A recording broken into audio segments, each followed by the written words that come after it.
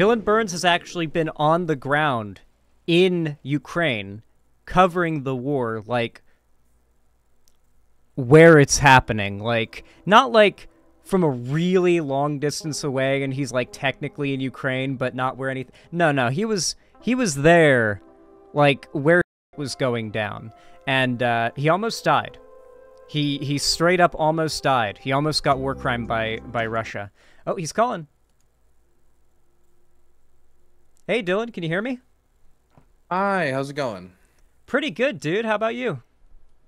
I'm doing okay. I'm doing okay. I'm just, just reading these developments just going live. There's more updates coming in constantly, so I'm trying to do my best to keep track.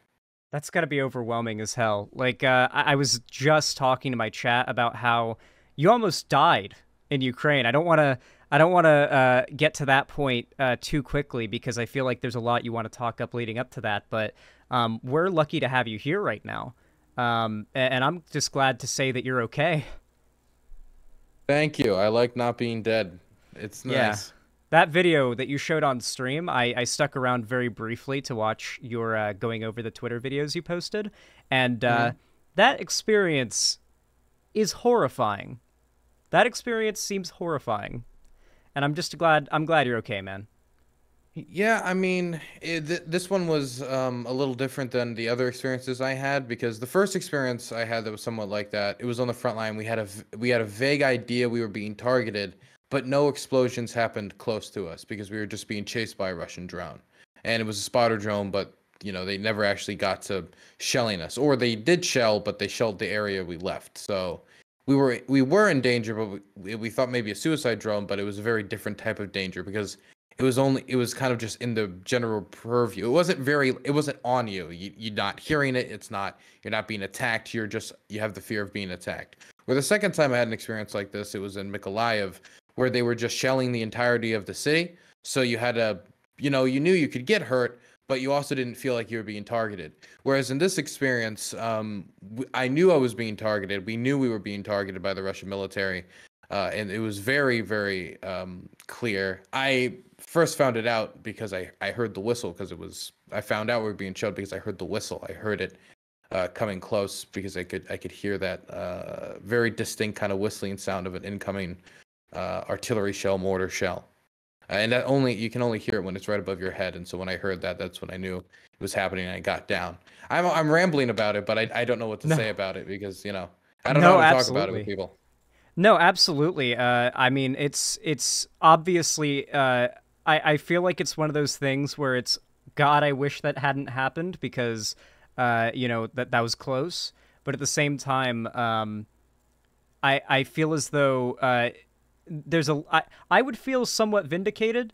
I know you've been dealing with people who've been carrying water for Russia and the war crimes they're committing for a while now, and to be able to witness firsthand and catch on video, and be able to say, no, I've seen it. Um, Not necessarily cathartic, but reassuring that you're advocating for the right side of things. Um, I don't know if it was very like much reassuring, and I don't know if I had much vindication because you don't need to be here long to get an idea of the type of like terror campaigns or like war crimes that are going on on a very constant basis.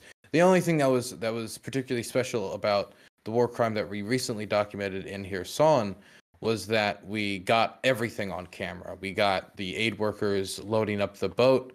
And for those of you who don't know, I was in Kherson recently. I got back, I think 2 weeks ago now. I'm preparing to head out again, maybe in a week, go somewhere else to film.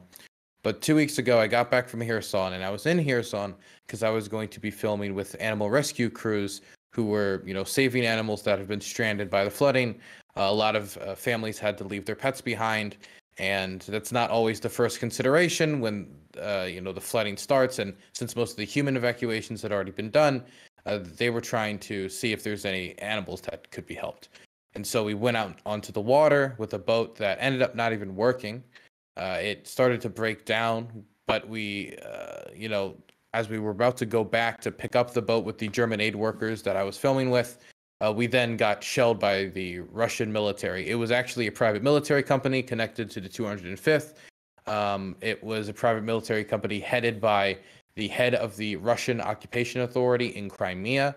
They posted video of it afterwards, bragging about it, saying that we were um, like Ukrainian special forces operators that were going to create a bridgehead on the other side of the Dnieper River in order to, spearhead the Ukrainian counteroffensive and, attack them. But there's no footage that shows any like soldiers or any military personnel that they've posted. They have yet to show any evidence of that. And all they ended up accomplishing was injuring a friend of mine by the name of John Jones, who had a piece of shrapnel enter his upper thigh and his lower abdomen. The only reason he probably wasn't killed was because his pelvis ended up deflecting the shrapnel. He's an elderly man, an elderly British expat, so he's very, very lucky to be alive. And he also didn't wear his body armor, and so he's even more lucky to be alive. He should have been wearing his body armor. That is horrific. And the audacity, too. The audacity to say, oh, yeah, these press were, they were Ukrainian special forces trying to, like, smooth it over and push the lies already. The amount of dishonesty, the provable, witnessable, like, dishonesty on the side of those carrying water for Russia is pretty infuriating. Particularly, I assume you've got a lot more examples than I could come to mind with, but there was the Bucha massacre, where satellite camera footage was able to show that after the Russians came through that area, there's just bodies lining the street who had been clearly handcuffed and executed, or zip tied behind their back and executed point blank and there was also a ton of other horrible shit, I think, that was reported, like a lot of young women reported being sexually assaulted by Russian soldiers. Just the most horrific stuff. And then Russian media outlets come back with, no, that was Ukraine. False flag. It's like the audacity. I've talked to people who were involved in some of the first, I interviewed people who were involved in some of the first clearing of that area of Bucha and the surrounding suburbs. Bucha is just the name of one suburb. There was multiple suburbs that had to deal with this type of Russian operation, full of extrajudicial killings, rounding people up, people associated with the government, people of any vaguely Ukrainian nationalist imagery, just military-age men a lot of times as well. People could just be just in the wrong place at the wrong time, riding your bike. There was footage of people riding their bike being shot in the back as they're just riding it through the street.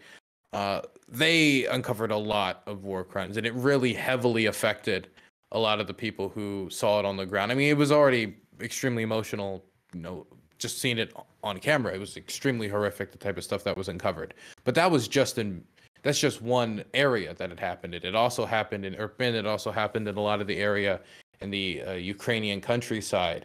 It was part of the reason why the Territorial Defense Forces, which were a lot of locals and basically the Ukrainian version of the National Guard, but it's a little bit more ragtag. The reason they fought so hard was because these stories started to come out. Even though Bucha and Izium and these areas were actually where people went to hide from the Russians, because they expected the fighting to be in the city center of Kiev, not in the suburbs surrounding it. So that's also the thing that was so horrific about Bucha, is it was supposed to be a safe haven, but it wasn't. People judged very, very wrongly about how far the Russians were going to get, and they kind of took out their frustrations on their military failures on the local civilian population. I interviewed some people who were in Bucha during the occupation. All the stories are terrible. A lot of the stuff that witnesses saw, and this is always true with war crimes, isn't going to be officially filed because there's not overwhelming evidence. Not everybody has a phone in their hand when a war crime happens. Not everybody has multiple witnesses or lawyers on present to document everything that happens perfectly. And definitely when you're talking about a lot of these older babushkas who don't, have a camera phone, maybe they have a flip phone if they have a phone. You just get a lot of testimony, which I wanted to record. I wanted to see if I could get some testimony of what the locals had seen, even if the evidence isn't super overwhelming. Because the truth of the matter is, most of the war crimes that are happening in Ukraine are not being documented. There's just not even though it's getting more documented than usual when these types of atrocities happen, because we're in the 21st century, we're in the age of the internet, everybody has a camera in their pocket. Most of them I still don't believe are being documented. That's the scary thing, is that every other day it feels like the headlines have another horrible massacre that's been committed by Russian soldiers or some private military contracting group that's working with Russia. That they've done some horrific war crime, or there's evidence, right? Like we know they did it, but they can't outright report that. And that's just the tip of the iceberg. So much of it never is going to be heard of by the mainstream media, by the vast majority of people outside of Ukraine. Even in certain areas of Ukraine, the story might not get out because a lot of communication, I imagine, has been cut for a variety of reasons. But gosh, I'm impressed that you're going back. I'm impressed, and I have a lot of respect that you're going back, especially after that near death experience. Mad respect. Well, I'm not going back to Kherson specifically. I'm going to be going to a different part of the country to film with artillery Still, crews, who are still very though. they are very busy right now. The artillery crews. This is most certainly has been a war of artillery. Artillery has been one of the heavy deciding factors in this war, and so I wanted to see what their daily lives are like, what they actually have to deal with on the daily, because a lot of the way it's presented in government footage and it's talked about online. I don't necessarily believe it might be 100% accurate, so I want to see what it's really like from a human perspective. So I'm going to go try to interview them on the ground, talk about their daily experiences, their difficulties, stuff like that. Yeah, I've got a million questions, and I imagine there's a million things you want to talk about because especially the last week, news has been heavy. A lot of breakneck news coming out of Russia and Ukraine. I know. Um, Honestly, it's like it's hard to stream this week. I took a breather yesterday. I had to work on some other stuff. I have so many projects in the works. I got so many just stuff just sitting on the back burner. I'm not only am I busy with it, but I'm just like tired. There's just so much to talk about. There's so many developing stories, which I guess is on one hand it's good for me, but god damn, I feel like I'm being whipped. It's emotionally exhausting, like people think, oh, a lot of stuff is happening, a lot of bad stuff's happening. That's good for the people who cover it financially, but it's also just grim. It's not fun that this is happening. It's just kind of, it's not kind of, it's just overtly sad and infuriating. I feel like a good place to start with, though, because I imagine some people might be a little bit behind. I don't know how many people keep up with all the details of what's been happening. But do you want to summarize like the beginning of the war, just the important points, like whatever you think is the most important to bring up, and the more recent events with like what you've seen and done in Ukraine and the Wagner coup stuff? I think that would be a good order to do it. But it's up to you. Sure. There's when you talk about the beginning of the war, it's a little complicated. So I'll just summarize it to the best of my ability. In 2014, there was a Ukrainian president who was by the name of Yanukovych, who tried to pull out of a trade association agreement with the European Union, which was very, very, very, very unpopular. So people then protested against this because he said on the campaign trail he was going to do it.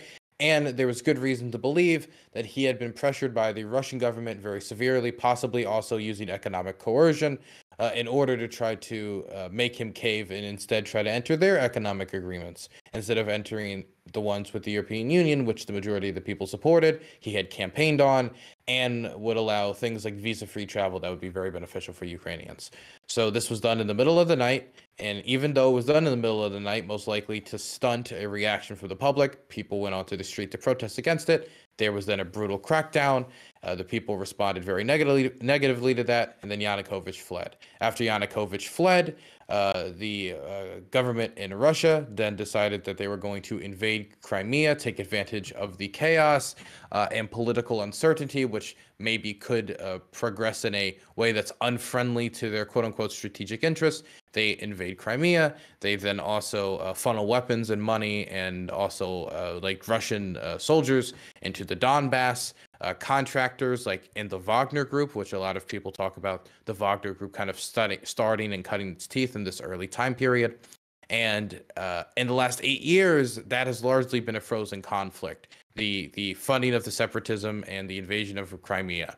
But in 2022, the Russians got a bunch of soldiers on the border, said they weren't going to invade. Before then, they finally invaded again in order to overthrow the Ukrainian government and secure their economic interests, their strategic interests. These are going to be all the reasons.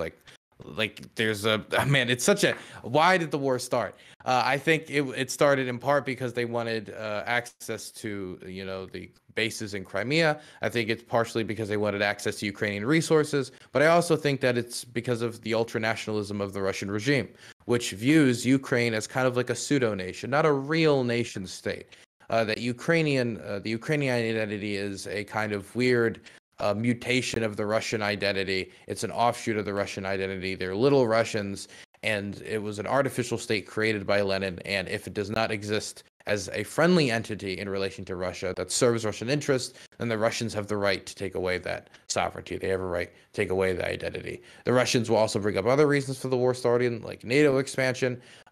While it is debatable that it played a role, I don't think it was a very large role due to the fact that NATO was not going to be expanding into Ukraine in 2022, 2023, or 2024, or any time in the near future. The Russians had already stopped that. So there had to be other motivating factors, in my view. As for what is happening recently, after the Russians invaded, they kind of face planted. They said, oops, dropped my invasion everywhere, all disaster. What am I going to do? And Wagner's answer to this, the private military company, which was usually known for its mercenary work across Africa, where it would, defend many brutal regimes across the region in return for getting resource rights. For example, if it took back a oil and gas facility in Syria, it would get 25% of the oil and gas facility profits from that facility. And in the Central African Republic, it has ownership through a bunch of shell companies, of course. I think the one in the Central African Republic would be Concord. They also get paid in a lot of mining rights and access to like gold and, rich minerals that they can profit off of. And it cut its teeth in Africa. It's cut its teeth in Syria, defending the Assad regime. And in Ukraine, it got bloated. It got a lot of, prisoners, and it got more powerful. But after it got so powerful, other people in Russia's government, notably Sergei Shoigu, the Russian defense minister, and Gerasimov, who is the head of the Russian general staff, the military general staff, they're not very happy with it. They're part of the Silovikian old security guard, it's not security state, but part of the Russian establishment, the security establishment, and they didn't like how powerful and independent Wagner, this private military company, was becoming. And so they cut off prison recruitment. Wagner leader Yevgeny Prigozhin, who used to be a caterer for Vladimir Putin, he's the person who heads the Wagner group. He also used to be a street thug, and he served time in prison for it, and a hot dog salesman. So he's had a very diverse life. He was trying to fight back against Wagner, his group being boxed in on, but every single time he got boxed in more and more. There wasn't really much he could do in response. He released a lot of messaging against Shoigu and Gerasimov. Most Russians think Shoigu and Gerasimov did mess up the war, that they haven't actually been managing it quite well. So he capitalized on that. But all of that was still not enough to avoid what Putin eventually allowed Shoigu and Gerasimov to do, which was these new contract negotiations, which I think is the real starting point for the coup. What these contract negotiations said was basically that everybody with Wagner was going to have to sign an MOD contract. That would mean that the Russian Ministry of Defense would have more control over Wagner and more direct control over all of these mercenaries, instead of them being as independent as they were. And so Prigozhin, around this time, it is believed he started to plot, he started to plan his, I guess you could call it mutiny. I think mutiny is the most correct word. We use the word coup, but since it wasn't technically an attempt to remove Vladimir Putin from power, at least we don't think it was technically an attempt to remove Vladimir Putin from power. I think mutiny would probably be more accurate, but I think coup is not that far off either, since he was still trying to, according to new reports, literally kidnap Sergei Shoigu and Gerasimov, hold them hostage until he got everything he wanted, which was Wagner not being dissolved. This is according to his own words, which was, them fixing this mismanagement of the war, and also him saving his own ass, because once you lose favor in Russian politics, sometimes you tend to go out of windows. And so he tried to do a coup. Most people kind of know the story from here. They marched on Rostov, which is the headquarters of the Russian military command in Ukraine. It is also a major logistical hub into Donetsk and Luhansk for the Russian occupation. They then tried to march on Moscow. Vladimir Putin said, "Come on, man, that's not very nice." He didn't care. He kept marching the whole time, saying that the war was based on lies. This is all nonsense. This is all bullshit. Before eventually turning around right outside of Moscow because of a deal proposed by Lukashenko. And that's most of the basic information. There's a ton of other information, but I already talked quite a lot. There's just so much information. No, I really enjoy hearing about it because like I've been keeping up with things, but you're way more tapped in than I am. So it's nice to hear about this because I'm pretty invested in like I want Ukraine to remain a independent sovereign state and I want it to remain its people to remain like safe. I don't want them to be under threat of getting shelled by artillery from the Russians. I don't want them to be in fear of artillery units moving in to their neighborhoods that they're trying to like hide out in to avoid the fighting and slaughtering every military aged male that they can find and like sexually assaulting families and children. It's horrific. Like I've heard a lot about like the things that Russian soldiers will do in some of these towns, and it is very upsetting.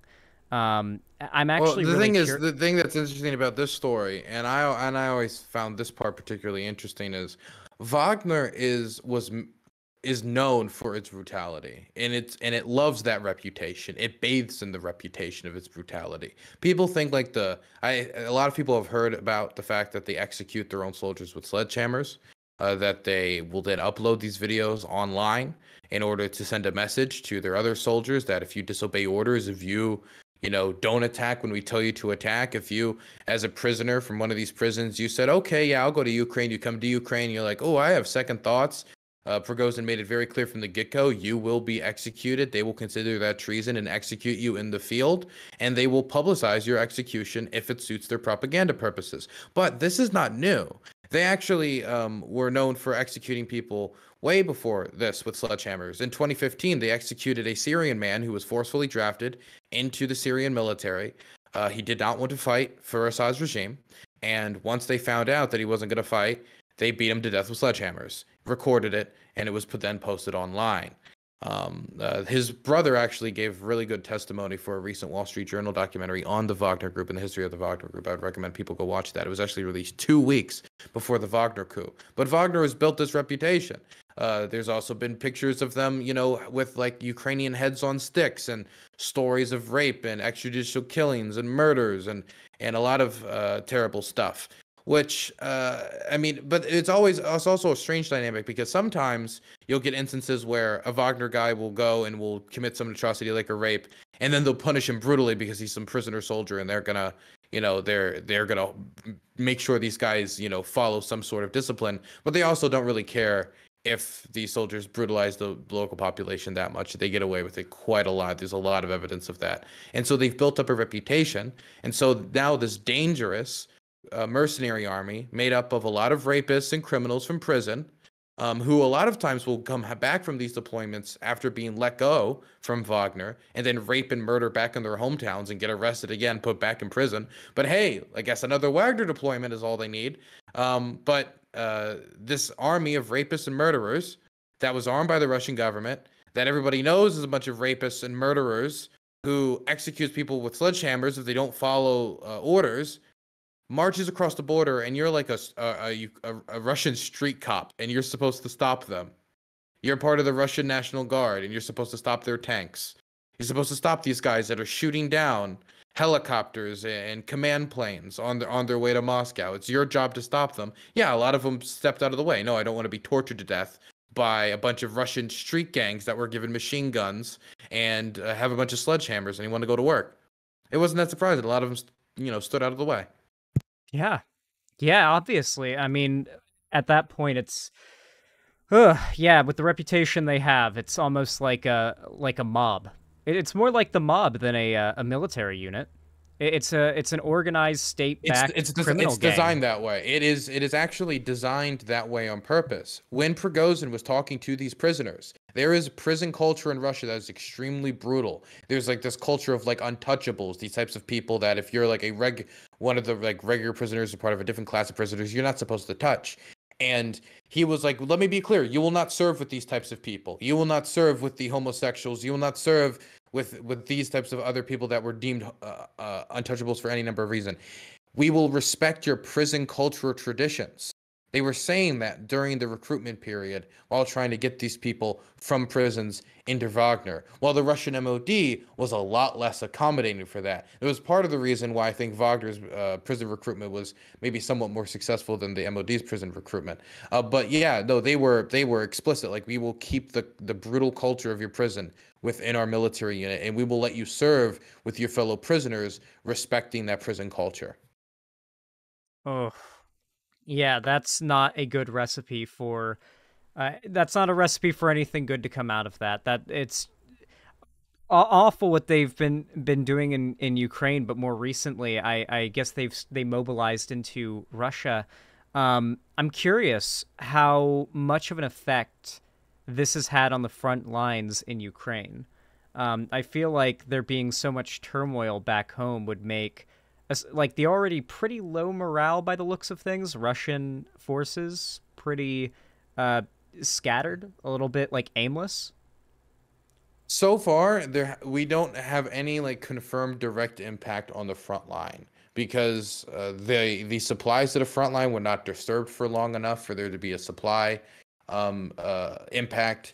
They didn't take enough troops back from Ukraine for it to, they're pulling people out in order to deal with it. They did pull out Chechens from occupied Mariupol, but Mariupol is currently not the front line. It can be bombed, it can still be attacked, but it is currently not the front line. So in those aspects, it hasn't had a direct impact on the front line yet. I'm sure that it's probably on the mind of many Russian soldiers, and it's probably having morale impact. It's kind of hard for you to fight an army that's trying to remove you from your trench. That's in brutal hand-to-hand combat sometimes, and close trench-to-trench, nose-to-nose combat when you don't have a rear, when you've just found out that it doesn't take much for somebody to march on your nation's capital. Your nation doesn't have a flank, that your nation is essentially stretched thin. Now, maybe not everybody realizes that this kind of explodes Russia as not really having much of a flank, and that the National Guard, the Rosguardia, who the head of the Rosguardia, I believe his name's not Victor Bout. I forget what his name is, but it's Victor something. He's getting rewarded for staying loyal to Putin, but the National Guard couldn't stop. The National Guard, the Rosguardia, their version of our National Guard, couldn't stop Wagner. And so I think that is going to be a concern for Russian soldiers. The fact that they're already stretched so thin and they didn't have reserves to stop Wagner. That they resorted to digging holes in the road as they're on the way to Moscow in order to try to slow down Wagner. I also think that there is an element of if your central government isn't stable, it doesn't feel stable, how do you know you're going to continue to be supported? How do you know that you've got a secure command behind you? So I think there's like a psychological impact that's probably the only real direct immediate impact is having in Ukraine. But I think long term, that's where we're going to see the impact when it comes to this. It's going to be Russian oligarchs never before thinking about a post-Putin Russia now starting to think about a post-Putin Russia. The soft Siloviki, which is not super happy about this war, in opposition to the hard Siloviki, which thinks they need to like crack down harder on this war, that needs to close the borders, be a lot more aggressive. Uh, they're going to start making contingency plans. They're going to start thinking about, well, actually, maybe we can get a way out of this war. I mean, it seems like Putin was pretty easily challenged, and the person who challenged him seem to live to talk another day. Maybe we can challenge them. And so not only are they going to be making contingency plans, but they're going to start making plans of operation themselves. I also think that it's going to be very difficult for a lot of Russia's allies to not start considering option B, option C, option D, overseas allies, overseas alliance structures. If you're Armenia right now, knowing that Russia is your main security guarantee against a more aggressive and nationalistic Azerbaijan, which wants to violate your territorial integrity, well, Maybe you should start talking to Anthony Blinken a little more. Maybe you should be talking to the Biden administration a little more. Maybe you should be talking to your other allies more.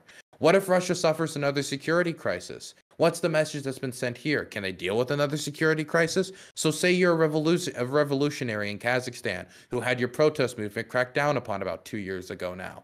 Last time it had to be put down by Russian soldiers. Can Russian soldiers now be deployed? Is it going to be anything different than riot police? Maybe if you've got, some more heavy machinery, maybe you could stop just some Rosguardian National Guard troops who got shredded and torn apart in Ukraine. These are all questions that are going to be starting to be asked about Russia's allies and adversaries, about how strong is the Russian government, because the cracks look like they're starting to show. This is something that's going to have an effect on the amount of leverage Russia has when it comes to this war, because there's no way you have a military style push, you have like a beer hall push, you have a mutiny that goes all the way to your nation's capital, and then you come to the negotiating table and think that you're in the same position that you were in before. It's just impossible. I feel like a lot of Putin's mythologized toughness has dissolved because of this. I feel like, especially here in America, I'm hearing a lot more people being like, yeah, Putin kind of bitched out. And I think you're definitely right about that. I'm actually curious about your opinion on, like, long term. Do you think that the Russian oligarchy might end up overthrowing Putin, putting someone else in place? Could there be an entire overhaul of the way that Russia is run? Could we see that in our lifetimes? I mean, we people had already have been thinking about a post-Putin Russia for quite a while now, and Putin's he's just past 70, so he is getting up there in age, but he's also in a position where he could realistically like live and rule for like another 10 years, right? I mean, look how long it took for Robert Mugabe to actually be pushed out of office. So I think this is the weakest Putin has ever looked for the entirety of his administration since probably the start of the millennia. Maybe you could say a brief period during Chechnya, but besides that, this is the weakest Putin has ever looked. And so the idea of a post-Russia Putin, a Russia without Putin, and the fact that people now not only hype up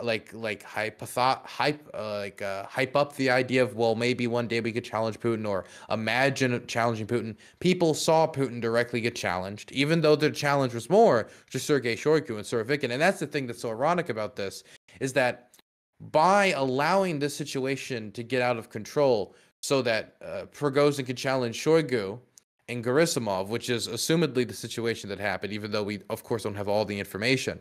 Even if it wasn't a direct challenge to Putin, or the intention was not to remove Putin, it's still removed from his authority, because the fact that he didn't endorse it, and it happened anyway, and then he said no, and then he kept going, and then when it was all over, the person who told him no is now on vacation in Belarus, possibly still able to operate a now somewhat neutered Wagner group to maybe still get mineral rights in Africa, still get oil pipeline, like oil deals in Syria, still get gold mines in the Central African Republic, still do deals with the Rapid Support Forces and Khalifa Haftar in Libya, still raking in that money. There are journalists right now calling Wagner recruitment centers all across Russia, and they're still recruiting.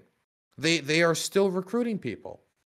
Now, whether those people are going to be able to go to Belarus like Putin said that they will be able to go, I don't know. But right now, Putin looks weak. And that's why it seems that I think he started basically a purge, where he is now purging anybody who was somewhat sympathetic to Wagner. He's purging people who are not extremely, I would say, I don't know if the word's Putin loyalists, but people who maybe stood aside when everything was going on, people who stood down there. He's trying to remove them. And the most high profile example of this is General Armageddon. Surovikin, he is somebody who cut his teeth in Chechnya, cut his teeth in Syria. He was in charge of the Russian air campaign in Syria, which was basically, is that a hospital? Not anymore. He leveled that country, and then he was in charge of the Russian war in Ukraine for a while. He even managed the withdrawal of Russian forces from Kherson when they were retreating from the city of Kherson across the river. And he was in the running to be probably like one of the top three defense officials in the whole country. It was him, Shoigu, and Gerasimov. And many people would say that right now he might have been favored, but it's been revealed, I think 30 or 40 minutes ago by CNN. And so now this is starting to paint the picture around Surovikin, where he was releasing this kind of weird message in the middle of the night at the start of the coup with him holding a gun saying, "Stand down, Wagner, stand down." And he looked kind of intoxicated, and I was confused about it at the time. But now we're finding out that he's been detained, that he's been arrested, and he might have been a secret Wagner VIP member the entire time due to documents obtained by CNN 30 minutes ago, which is unbelievably juicy information. Yeah. I'm shocked by that. I think a lot of people are going to be shocked by that. We all knew that Surovic and Prigozhin had a cozy relationship, but I don't think anybody thought it was potentially this cozy. Damn, okay, so that's pretty scandalous. I'm really curious because the Russian propaganda outlets, you know, your Russia Todays and your figures who are very clearly just shills for Russia, like the tanky types. I'm really curious because I know you've argued with these people, you've dealt with their bullshit. How has this affected their propaganda? Is there a schism? Are they all like Putin loyalists, or are they siding with Wagner? Is there a schism? It's very strange because on one hand, when I was looking at Russian Telegram, they're all infighting like crazy. There's people who are like, the only problem with this is that Prigozhin didn't go too far, or Prigozhin's a traitor, he's going to make us lose the war. I mean, there's opinions everywhere. All you need to do is look at the reaction to Prigozhin's second Telegram speech when he finally like announced he was calling this whole thing off of the deal with Lukashenko, and look at the difference between the reaction when he announced he was doing the coup, he was doing this military mutiny, and when he called it off. There is a diversity of opinion, at least online. Now, of course, Telegram messages, I mean, it would be like looking at Twitter to try to gauge American public opinion. You could immediately see what the problems would be with that, because Twitter is Twitter and Telegram is Telegram. Okay, it's just it's not that different when it comes to the toxicity than Twitter, but still, it shows that there are a lot of people who disagree about this right now. When you go to the more English-speaking, like Russian propaganda sphere, it's much stranger, because it's either I'm seeing a lot of people who loved Prigozhin pretending that he doesn't exist anymore and they're just trying to move on.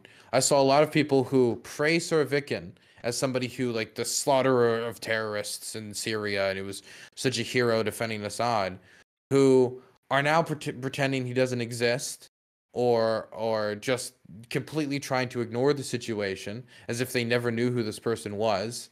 But the strangest reaction is the conspiracy theories. For example, I was on a panel recently with somebody by the name of Non-Smoker. Now, Non-Smoker is not a very popular person, like when it comes to like commentary or anything. So I don't know if he's the best example, but other people have said a similar theory. The idea, I think Jackson Hinkle has it, a few other has, that this whole thing was very suspect, and it maybe was a ploy to move Wagner into Belarus so they can make another march on Kiev. Not only does that not make sense, is it too costly to the image of the Kremlin? Why would they have to kill their own airmen and have planes shot down to do it? Where now Putin looks weak because he can't, defend the airmen that got killed. He's not bringing anybody who killed those airmen to justice. But it also probably wouldn't work. Like 35,000 Wagner mercenaries are not enough to take Kiev. Not enough nearly. Definitely since the flooding in Kiev due to like the beaver dams never being deconstructed because all the civilians left, and the mines that have been placed then, and the fortifications that have been built then. It doesn't make any sense. So people are either coping, or they're just pretending it's not happening, or that it's not a big deal. The people who are pretending it's not a big deal are the strangest, because like I have this copy pasta I read Yeah. on a panel recently. I don't know if you're okay with me reading this No, copy go ahead. pasta, but it's I think it's a good representation of the problems that Russia is facing. And if anybody wants to say this isn't that big of a deal, I think kind of looking at a different perspective might help. Day 487 of the 3-day special operation to denazify Mexico. Mexico has launched a counteroffensive against U.S.-held Tijuana and is suffering 500 to 1,000 casualties a day.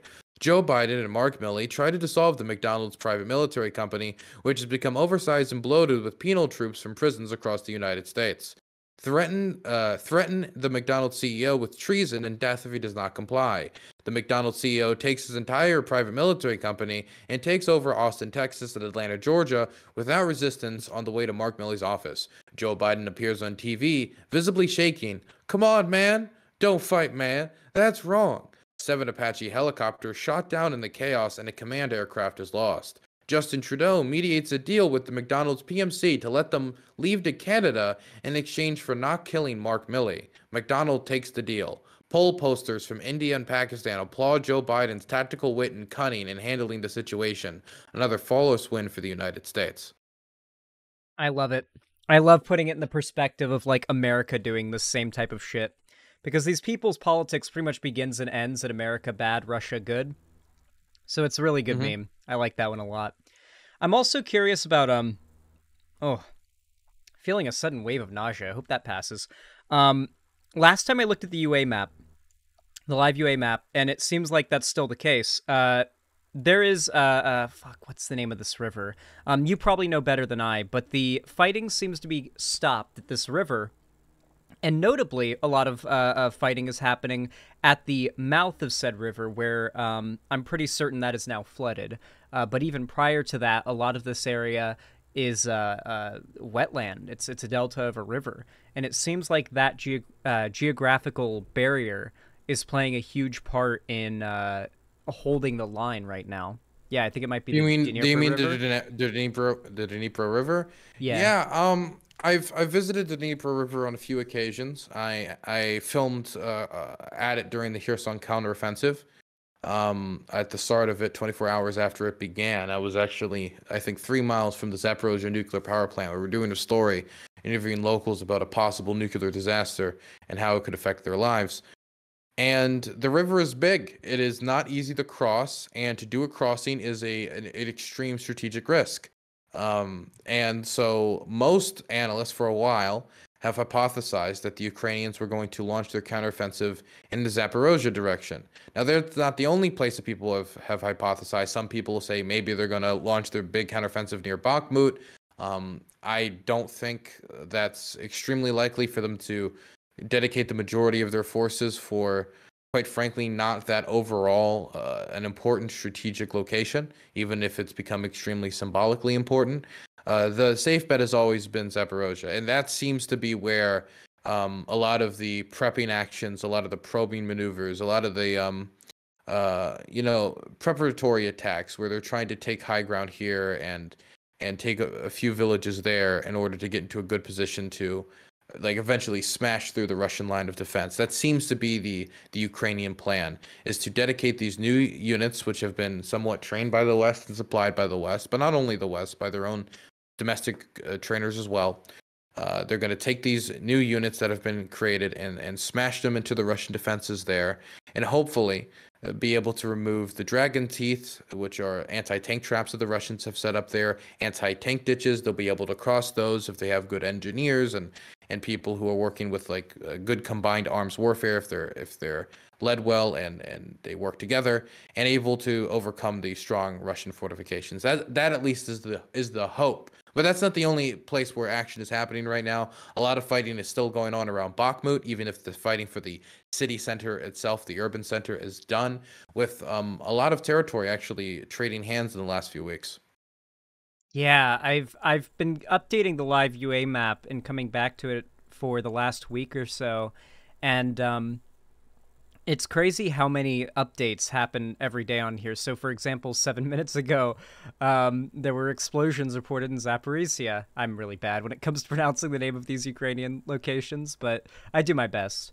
Um, I was also, you mentioned it earlier, and I wish I wish I'd written it down because that's what I'm going to start doing with combos in the future.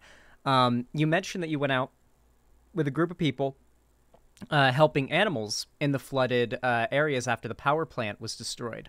And it reminded me a lot of, I grew up in Florida. Hurricanes are a big deal. And a lot of people who just can't handle the hurricane coming will just leave. Fair enough, right? But they'll leave their Hmm. pets behind. And a common one that happens, and it's very tragic, and there are a lot of people that go out and they help these animals, is they'll put their pet in a crate on the porch. And, if the water level rises, what'll happen, right? Was that a huge issue? Like, I'm curious about, like, the animal saving efforts. The main two issues that we ran into, well, there was three issues really. I think we ran into during the preparatory stages on the day that we went out to film on the water. The first issue was that that they were then requiring at that point that we had to have metal boats, and the Germans had to get a metal boat because they actually only had plastic boats on them, like inflatable boats, stuff like that, that they were using in the more urban environments. So they got a red speedboat, which we have since found out, and I don't know because we haven't published the big story yet. There's only so much I could say because we're working to make sure we get the whole story straight and we present all the evidence in one location. And it was also purchased by Offbeat Research, so there's only so much I can say until that story is released. But there was a problem with this boat before. We were not told there were problems with the boat's engine starting before, and we ran into those problems again when we actually put it on the water. So that was something I was not very happy with because a lot of the response down there has been somewhat unorganized. Not everybody was expecting this to happen, obviously, and so Yeah. the response has not been super centralized. There's not like a really good centralized gridding system where like all this area has been cleared, as we can see on the map. So you just got to go here and here and here. A lot of it is done by word of mouth and in like group chats and stuff like that. And that was one of the problems that we ran into was the fact that the boat they ended up giving us to actually use that they didn't even turn on. The engine didn't work. Oh. But the first issue was the debris from popping plastic boats, so we had to have a metal boat. The other issue was mines because a lot of mines had been displaced by the water, and so mines could just straight up be floating down the river, hit your Ooh. boat, and then it kills you. And I filmed for a month with the miners in the Kharkiv Oblast. I lived with them and filmed with them for a month. I actually went on Polish TV yesterday to talk about that, but Damn. so I knew that that was a legitimate risk, and I have seen photographs and videos of these mines being displaced, and many of them are probably going to end up way down the river in Odessa, not just in the area that we were filming in. And the last big security risk, and this was the thing that I think most people were mainly afraid of, was Russian attacks. Russian missile attacks, Russian shelling attacks, Russian mortar attacks. And that was what we actually ended up engaging with that day because when we went out on the water, our German aid group and a friend of mine by the name of John Jones, they got shelled by the Russian military while they were on the water bank and they were coming back because the engine didn't work and they were, gonna pack up for the day. Yeah. God, and it's people going out to save animals, you know? Like they shelled people going out to save animals from a flooded town. It's pretty disgusting. Um, yeah. Oh, is there anything in particular that you wanted to bring up? Because right now I'm drawing a blank. But is there anything in particular that you feel is important to touch on? I guess like the only thing I want to touch on is that the evidence in this case is very much overwhelming. We're going to try to be filing it with some legal bodies. We're going to try to file it with the Ukrainian government and try to file it a few other locations, and we're going to clearly list out all the evidence. We've been making sure to, abide by all the guidelines while interviewing people. I make sure not to be the ones interviewing people afterwards, having other people interview people because victims can interview victims. And we're trying to do this the right way. But even though this is one of the cases where we probably have the most overwhelming evidence of this instance, this is not the first time that the Russians have shelled rescue teams. I know that the chief rabbi of Ukraine, when he was doing rescue efforts in Kherson, he was shelled. I knew another person down there by the name of Vianic. He was injured twice during rescue efforts, once by Russian shelling. I took photographs on him. I posted that on Instagram and Twitter. He got hurt by Russian shelling as well. This has become a pretty common occurrence. Some people have actually died in these Russian shelling attacks on rescue operations, a few of which had actually crossed the river in order to pick up, even though we hadn't, uh, had actually crossed the river in order to pick up civilians who were stranded on the Russian side of the river, who have not gotten really any support from the Russian occupation authorities. Oh yeah. Uh that reminds me a little bit. There was one more thing I wanted to bring up that comes to mind, and it's somewhat related. Um there's been a couple viral videos like this, but there was one that came out in particular recently of a Russian soldier who tries to leave the. It's been a bit since I watched. I think it was a trench where he wants to turn himself into the Ukrainian army and surrender, and he starts walking like out into no man's land Yeah, across it, and his old friends behind him, his former comrades, start shooting at him while a Ukrainian drone directs him how to get to safety. yeah, I posted that video on Twitter. It was a really amazing video. I was really touched by the humanity of it and the journey that the person went on that we watched because many people who surrender have to go on that journey where you basically have to walk into the enemy lines after being told that the enemy will they're a bunch of like Nazi murderers who are gonna like kill you and execute you, and you've got to like be like, you know what, my commanding officer, whoever, they're lying to me. It's not worth it. I don't want to die here. I'm going to walk into the Ukrainian lines after raising up my hands, and also in many instances, when you look at these videos, taking off your body armor because you could have a grenade or something stuck in there. So you're literally going in to these lines bare to surrender with no protection. So it takes an unbelievable amount of trust. But lucky for that guy, he gave that trust to the Ukrainians, and he got lucky. He got very lucky. It's an incredible video, very touching. Yeah, I like that one a lot. And then there's the one from this was back when the war first started. Um, the video of the guy who had surrendered and was able to record a video for his family to say, "Hey, I'm okay. The Russians are lying. We're told we're going to be heroes when we got here and we'd be welcomed with parades, but no, they don't want us here. It's all lies." And that was a good one too. Yeah, Yeah. what's interesting is that I don't really pay much attention to like POW videos and what they say because I no matter what, it's impossible to 100% trust what a POW is saying in any circumstance. That's true. Yeah. Because you never truly know the conditions that they're living with unless you've checked them yourselves.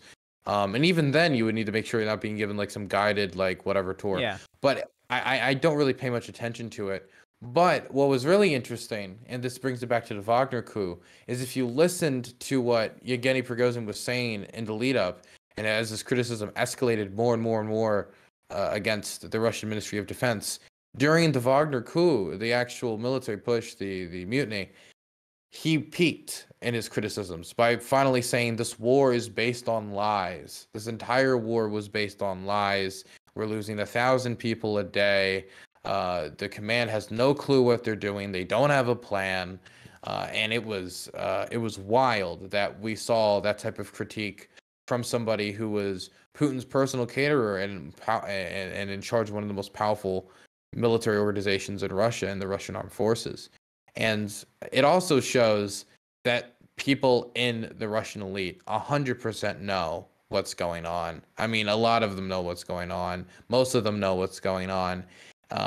Maybe if Putin's shielded personally, he doesn't truly know what's going on, but a lot of them know the truth of it. But they have to do their best to hide that truth because if everybody heard that truth and started to believe that truth, it'd be very difficult to keep convincing them to send their kids to go die. Yeah, I mean, you're right about the POW videos, and that is a good point. But I mean, yeah, there's just so much. The fact that Prigozhin himself came out and just said, "No, it's all bullshit." Like all the justifications that the state media is telling you for why we're doing this war, it's all bullshit. I think probably the biggest reason, like you mentioned before, is nationalism. The idea that Ukraine is, rightfully part of Russia, that should be like Kiev, Russia, or whatever they call it. The Russian nationalists do. So that's a big part of it. But I think for a lot of this, the fact that you have somebody who was seen as this hero of Russia fighting against the Ukrainian Nazi frauds or whatever. He's now letting the cat out of the bag to the Russian people. That puts the Russian state, obviously Putin is in a pretty fucked situation. The oligarchs know that he is not as strong as he fronts, and he doesn't have as much support as he once did. He looks really weak. And not only that, but I think Russia looks pretty weak right now in the grand scheme of things. This is probably the weakest Russia has looked in a long time. Would you agree? I think this is the weakest that Putin's regime has ever looked, ever. I don't think there's ever been a time where his regime has looked this weak before. If something like this was to happen in the United States, we'd be hearing nonstop about how the West is collapsing. We're reaching towards the end. This is like our version of the beer hall push, late stage Weimar Germany. But when it happens in Russia, obviously the Russian government is making a good effort to make sure that we don't have that type of a dialogue. But imagine having this happen in your own backyard. How would you feel? That's how a lot of Russians are feeling right now. And completely unsure of their future, unsure about the stability of their government, unsure about who comes after Putin. And that's the thing that I think scares a lot of people is if Putin goes away, nobody knows who's going to replace him, right? People talk about like, oh, well, isn't that the vice president's job? But that's just not how the system works. This is not how the system works here. It's so there's a lot of Russians who are now starting to have that brutal conversation of post-Putin Russia, and that is the long-term damage that Putin can't undo. It is the mentality that has changed, the mentality about the future of the country, and what people and how people don't. Maybe they respect his regime, but they don't see it as infallible anymore. Yeah, it's I think it's gonna shake the future of what's going to go down in this area of the world pretty significantly. The fact that somebody like this is such a like hard situation to deal with from Putin's perspective, and you've got I've seen a little bit of like Russia Today's attempts to try to smooth this over. The Hmm. idea that like, oh, actually Prigozhin and the Wagner group, they're actually just they're crazy. They aren't trustworthy. They betrayed Russia. They've this whole time been mismanaging the invasion. They are why Ukraine hasn't already fallen at this point. It seems like the go-to response has been to say, actually, this was the Wagner group and Prigozhin's fault that we haven't, defeated Ukraine a long time ago, is the perspective I've seen from Russia Today. Is that what you think they're going to be running with, like the Russian state media and Putin's I side of don't things? I don't know if I don't think they can really blame the war failing on Wagner. If they were to admit that they had that much control, that would be kind of insane. It's already crazy that we have Putin on like Russian TV yelling like, "Yes, we gave Wagner these billions and billions and billions of dollars." When for years, journalists and investigators have been trying to go through all the shell companies that Wagner works under the blanket of in like in the back rooms in the shadows, and now we have they're trying to just vaguely connect him to the Russian government, trying to improve these connections, and now Putin's out here saying yes, we give them billions and billions and billions and billions of dollars all the time. Yes, we give the raper murderous division, we give them all the money in the world. Yes, yes, yes. So there's you can already see the seismic shift that's happening in politics because of that. But I don't think that that message is necessarily going to connect from the word of mouth anecdotal stuff I'm being told about from the people that are still living in Russia. This is a hot button topic at work. This is a hot button topic at the dinner table. People are confused about the future of their country. Many of them are confused that if this was treason by Wagner, then why are Wagner getting away with it? Why can Prigozhin continue to operate his organization? Why is he in Belarus? And for the people who support Prigozhin, a lot of them, while angry that he didn't go further, some of them will feel even more emboldened to be more critical of Putin's regime in the future because if Prigozhin can get away with it, then why can't they get away with it? Why can't these other people get away with it? Why can't everybody get away with it? So it's hard for me to imagine that this narrative is going to soothe the Russian people enough. It just doesn't it just doesn't make much sense. If it was a maybe if it Yeah. was completely bloodless, it would be easier, but planes were getting shot down. It's very hard to just say this, oh, some internal political dispute, yada yada. Usually, when you're throwing in like a new Congress in the United States, we don't find out 20 soldiers shot dead outside by Liz Cheney's forces. That's not a thing.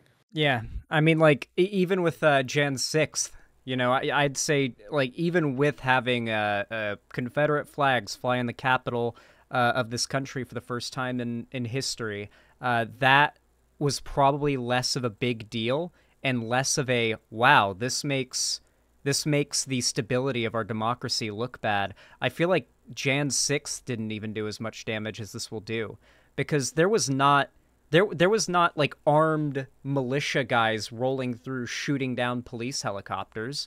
That like it's nowhere near on this. I mean, it's close, but nowhere near on the same level. That's gonna be I, hard for Putin to just let that slide and still look I strong. mean, It's impossible. the January 6th protesters took over like a few federal buildings. And of Yeah. course, I think January 6th is serious, but January 6th protesters didn't take the supply lines into a major war zone, take over a military HQ command that governs an entirety of the war zone that Russia is fighting in while marching like tanks on Moscow, directly rejecting the orders of the president too. Because this would be like January 6th, but Trump told them to leave and they didn't. Yeah. And also they've taken over like a major U.S. city. I mean, it's really hard to compare these things, but when it comes to the stability of Russian institutions, they've never looked more fragile. Yeah. Because one of the main takeaways, if you're Vladimir Putin, is nobody stopped them. Why wasn't the FSB? Why wasn't the National Guard? Why wasn't anybody able to stop them? I mean, it gets gotten to the point where he's trying to say, "Congratulations to the military, you saved Russia," but all the military did was get shot at. Yeah. Like That's that's all they did. They didn't stop them. a lot of people are now realizing how easy it would be to overthrow Putin with a armed coup, and that's Well, I don't know if it would be easy now. It's hard to say well. now, but I like it depends on like how the Well, crackdown goes. But it's a lot easier than anyone could have thought. yeah, like they were like they got that far. They That's got how pretty far far. they were able to get, and Putin's just like letting them chill now. Okay, If Prigozhin had we'll more if see. Prigozhin had more allies and he had more weight with like the Siloviki, like potentially he could have gone all the way with this. Yeah, I. Oh gosh, yeah. I mean, I was really sick when the like the height of this was going down, so I didn't get to follow it day of. By the time I was like, all right, I can sit at my computer for long enough without having to run to the toilet to vomit. I went ahead and I started like reading up on it, and it was already like past this point. Prigozhin was already running off. So it's interesting to hear your perspective on it because you're way more tapped in than me.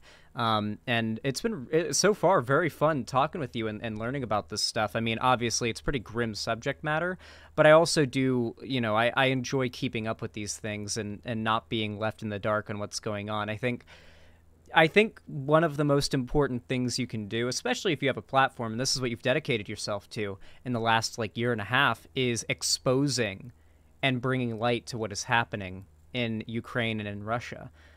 Because the worst thing that can happen is this stuff just gets swept under the rug.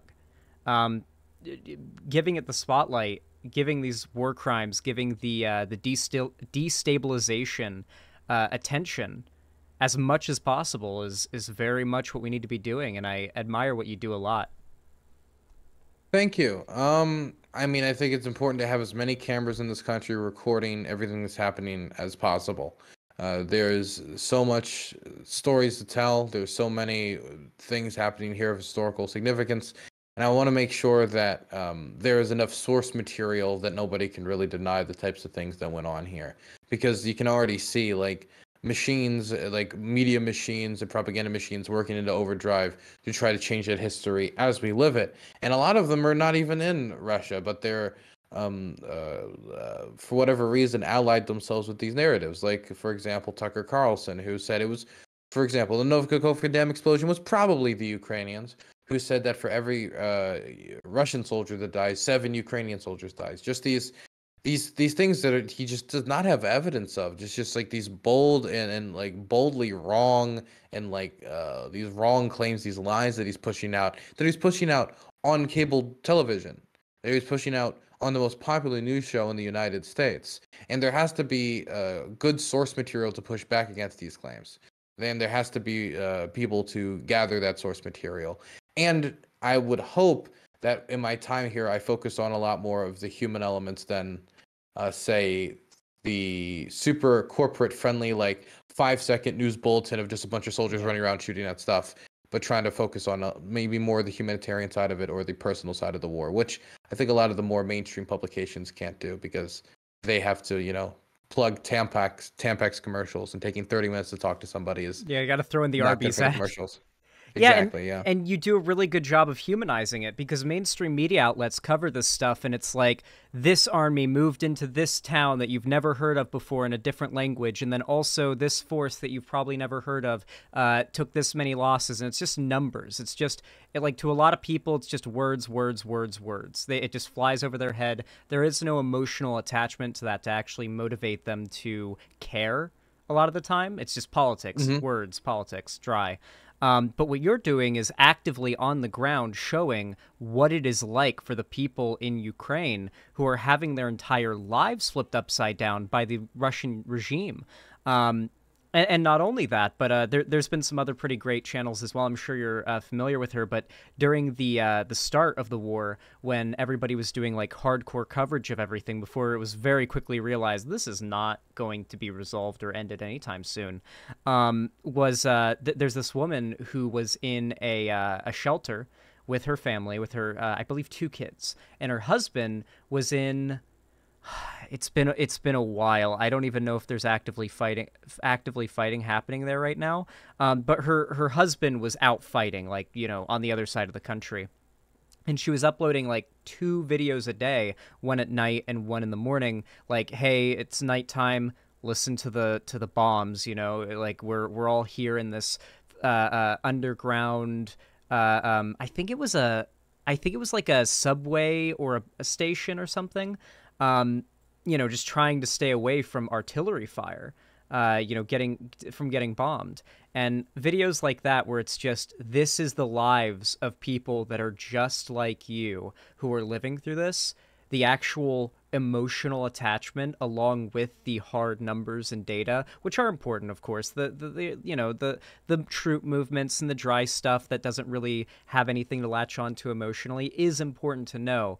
But those one-on-one interactions, those stories that they're anecdotes, they matter. They do matter a lot, and it matters a lot. Some of the most important journalism in any war is the human interest stories. It's the stories that kind of show like the culture or like standard of living or day-to-day experiences of people on the ground, or their personal experiences or their personal stories. It'd be very bad if historically all we knew was just like casualty numbers and like battle graphs and like this building was taken here and this building was taken here and then this building was blown up. That would be a very bad way in showing the reality of war, because war is also has a very human side to it. It was part of the importance of a lot of the Vietnam War coverage on the ground, showing the reality of the fighting, the human interest side, or any of the wars that you know the media has done a good job, and the media usually does a good job when it shows the personal effects of the war and the conflict and the death on everyday people and their personal stories, because that's the way you're going to get people, I think, interested, because people are working their 9 to 5, their daily lives.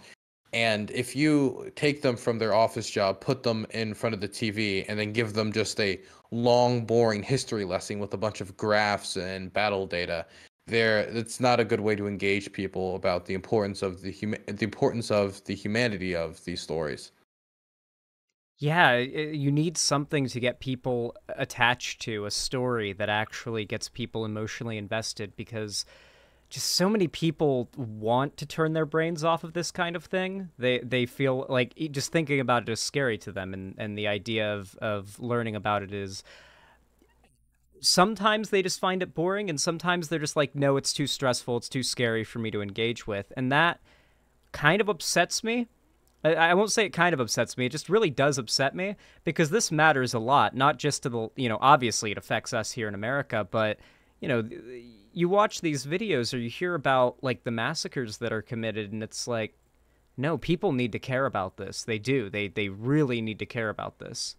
And I was actually going to ask you because you talked about how you know some people that are still in Russia and give you some perspective on what it's like to live there right now. I was curious if you've interviewed a YouTuber named No Fuckers, NFKRZ. No, no, I haven't interviewed him, but I'm familiar with him. Oh, do you have plans to interview him? No, no, I don't have plans to interview him. I've never talked to him. I've never met him. I feel like a lot of people would love that because he's been making a lot of content about like not being a big fan of the war at all and not liking what it's like to live in Russia. But I think he's currently living in Yeah. Croatia. Yeah, Yeah, and I'd also like an interview with Zelensky, probably that'd be Obama as awesome. well, PewDiePie, the Queen, post-mortem. I feel like I you could have get a lot a. of, I hmm? feel like you could get a few of those interviews though. I feel like you could The get. Obama one?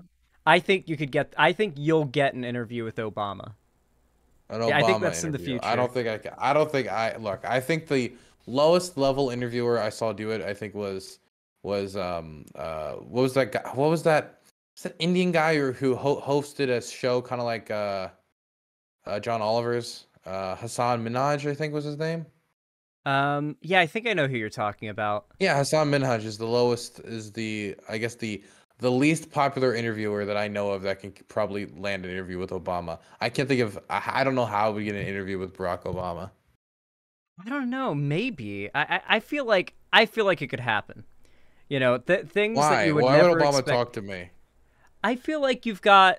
I feel like if the Democratic Party is smart, it wants to try to appeal to Gen Z, and I feel like speaking with somebody like you would be good. I don't know. I Dylan feel like you could Burns, I get it over. wanna come on Yeah, hippy dippy and you've got debate a history in CTV. politics. CT, Yeah, I need to debate CTV, Mr. Dylan Burns. I Yeah, feel like I you. don't know what's I, happening.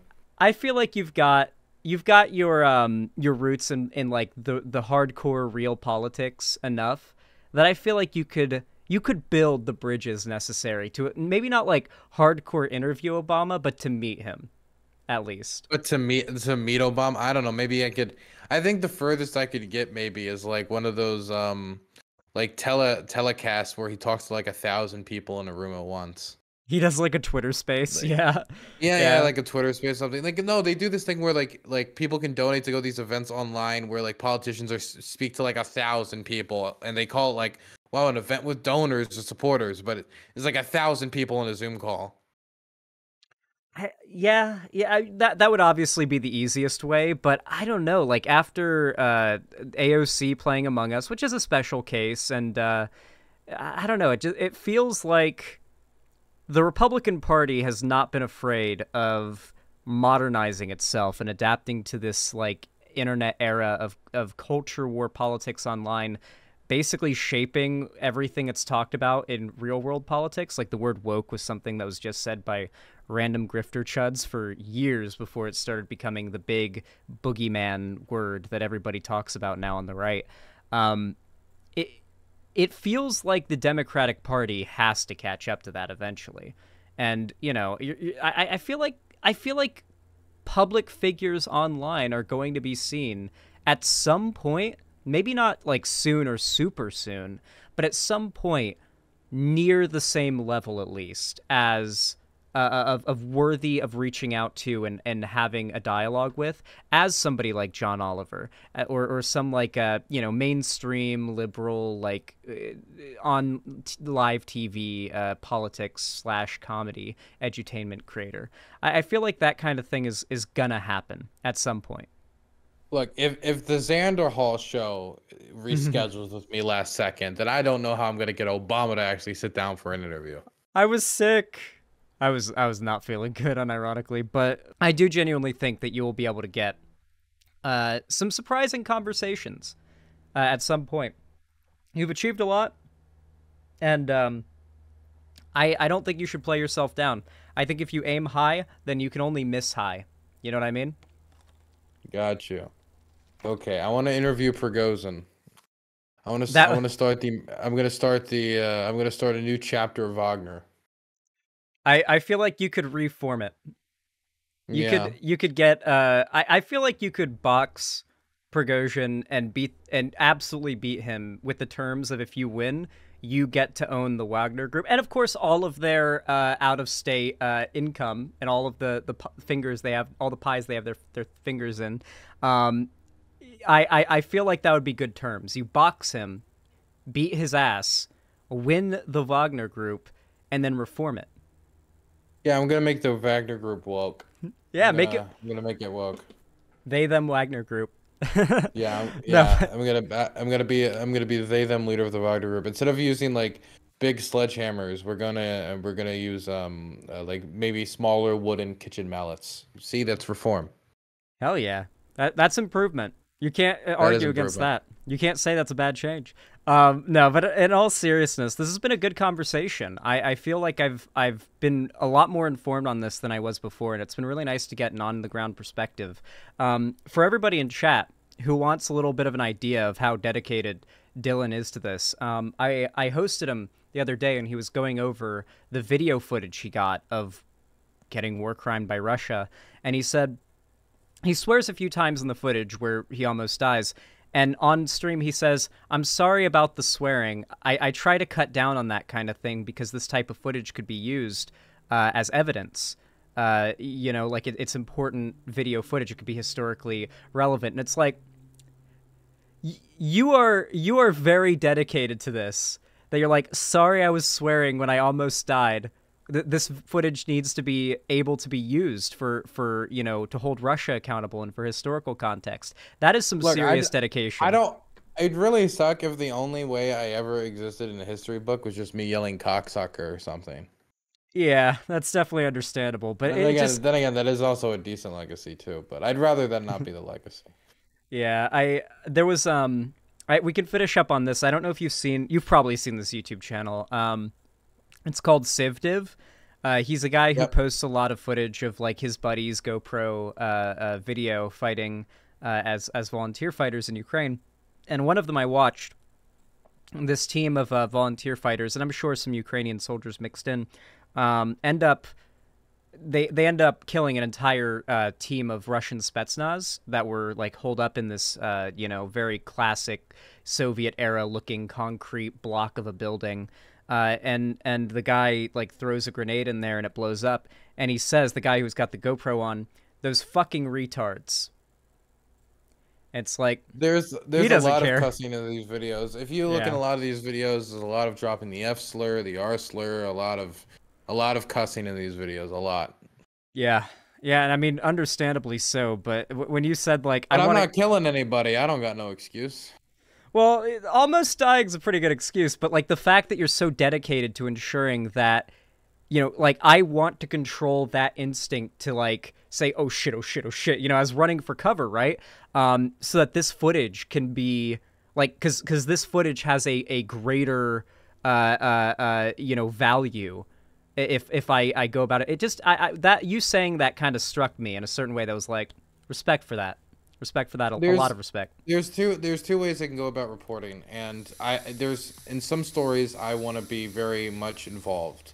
As in, I feel like if I'm going to be covering like a refugee aid center, I feel like I would like to contribute in some way, so I have a better understanding of like how the process works, so I can explain it to the audience, right? But in another environment, sometimes you should be like National Geographic, where Yeah. you should kind of not really even know much about the cameraman. And in scenarios like that, at least temporarily, you should not know much about the cameraman unless it's like a retrospective about the footage after it's been published. Yeah. No, I agree. I think that's definitely a good thing. And I'm glad to see that you're okay and that you're doing with your platform such a good thing. Like it's I can proudly say that like I'm proud to say that I'm friends with you. You're doing amazing things, and I mean that very sincerely. Thank you. I appreciate that, Xander. Yeah. Hey, I do want you to know though, okay? I still will never ever, no matter how many times I get shot at over here, I'll never take back kicking you from that debate panel, okay? I'm still Yeah. as brutal and cruel as ever. Vince McMahon of the Twitch debate sphere, Yeah, I'm unironically. still as brutal and cruel, okay? You don't get too friendly of an opinion of me. I'm still a backstabbing snake. I'll keep that in mind. No, but Thank you. in all seriousness though, thank you so much for coming on. This has been a really good combo. Do you want to go Awesome. ahead Yeah, and let everyone know where to find you? sure. You can find me at CIA.gov, NSA.gov, or what's the last one? Oh, ATF.gov. Or Oh, and if you want, Department of Homeland Security. no, no, no, No. no. I harassed people there and I got fired. Oh. Oh. It was very bad. Yeah, I have a restraining order. But you can also find me at dylanburns.tv. That's my website if you want to be watching my streams. I just like a normal it's like a normal .gg site. Also on YouTube, Dylan Burns TV, Dylan Burns Live for my second channel for my streamer stuff, and Dylan Burns 1776 on Twitter, Dylan Burns TV on Instagram. Hell yeah. I highly recommend you follow Dylan Burns' Twitter. Like, regardless of whether or not, like, you want to see his content, you should be following him on Twitter. The updates on the war in Ukraine, the foreign policy stuff is always top tier, okay? You should definitely be following Dylan on Twitter. Like, if anything else, Twitter is going to be the best place to definitely, like, get some pretty good tweets. I enjoy your Twitter feed a lot.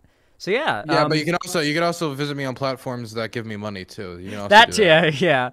But just to the people who are like, nah, I'm not gonna follow on Twitch. I'm not gonna sub on YouTube. I'm an exception to that. You know, you should at the very least follow that Twitter because you're pretty based on Twitter. You got some good stuff there. But yeah, it's been really fun having you on. I hope you have a great day, dude. Thank you. You too. You have a good one. Bye bye. Yeah, have a good one. That was a really good convo. I had a lot of fun with that one. Dylan's a cool guy. I've been wanting to keep more up on what's been happening in Ukraine and Russia, particularly with the Wagner coup, because I literally couldn't follow that. Like, I was sick, and I could not sit at my computer for very long periods of time. And by the time I was not sick and I could sit at my computer, it was over. It was already done. And it was like, oh, totally missed all that, didn't I? So it's really nice to get the a perspective from somebody who's very much like dedicated themselves to covering this stuff and who is literally risking their life to cover it on the ground. Like, you really should be following Dylan and his content, and especially his Twitter, because he's risking his life. Like, he's risked his life multiple times covering this stuff, and it seems like he's not opposed to risking his life again, and I've got a ton of respect for that. So yeah, go follow Dylan. There will, of course, be links down below in the description, so please go check those out. Go send some support, go send some love, and I hope you enjoyed.